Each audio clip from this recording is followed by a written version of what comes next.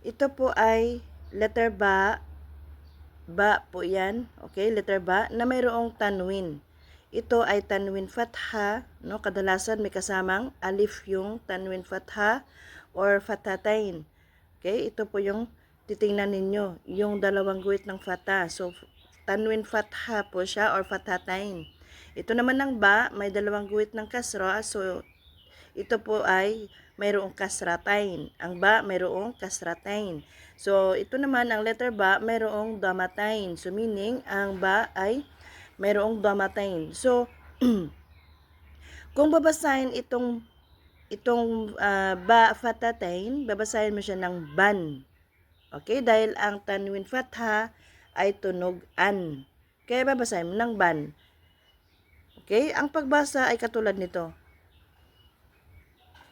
Ba fata nun sukun ban. So kung paano basahin, ito ay babasahin ng katulad nito, ban. Ganon din, ang ito ay ba kasratain, bin.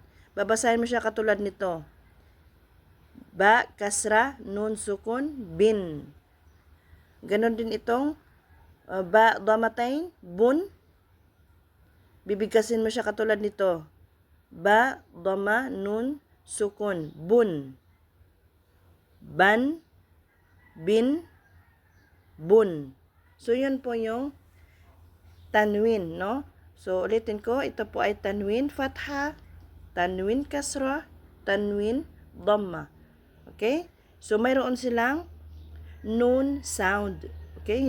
Kung ganito makikita nyo sa Quran na hindi visible ang nun sukun. Pero pag bibigkasin mo siya, nandun yung nun sukun. Tandaan nyo po yan, okay? Kasi pagdating sa level ng mga rules ay kailangan na intindihan nyo kung ano yung tanwin. So, ito yung tanwin. Mayroong nun sound. So, kumbaga, ang tanwin, mayroong vowel, short vowel, fatha kasra dhamma, okay?